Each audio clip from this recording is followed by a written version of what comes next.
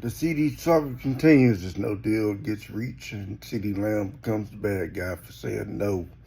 We've seen this movie before. We've seen it with Dak and Dez. We've seen it with DeMarcus Lawrence, and we've seen it with Zeke.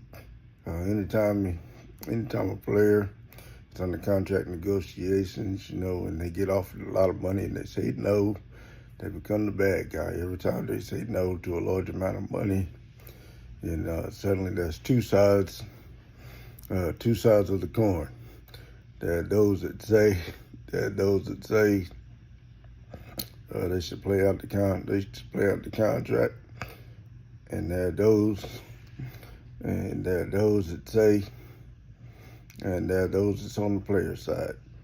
You just gotta wait out these things. You can't get too wrapped around the axle with these contract negotiations, because really, we really shouldn't be hearing the dollar figures anyway.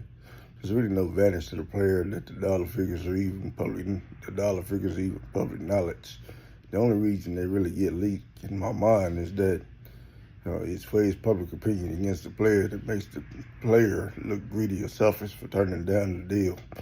But they never really say what the terms of the deal are. They never really cover whether the deal is fully guaranteed. It's fully guaranteed money. Do you cover the player when they get injured? Do they get their check? If they get cut, do they get their check? Do they get checked? Do they get their check?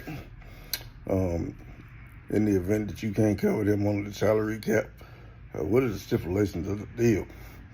Do they have to reach a certain amount of performance? Do they have to hit 1,200 yards or 1,500 yards or 75% of the offense to get that money? What are the stipulations? They never really release the details of the deal. All they really say is there's a large amount of money on the table. It may not really be the amount of money at all. And if it's not fully guaranteed, then it's not that amount of money. It's not $33 million. It's not $33 million if it's not fully guaranteed to me, or CD, or whoever. So you got to keep that. You got to keep that in mind. You got to keep that in mind. They take it with a grain of salt when they do these negotiations. It's a tactic. To sway public opinion and turn the player into the bad guy. And it works. It works in every negotiation. Every time a player is up, particularly when it comes to Cowboy players, it seems to work. Because I've seen a lot of comments, negative comments about player being greedy, wanting too much money, not worth that kind of money. We should trade the player. We should do this and that.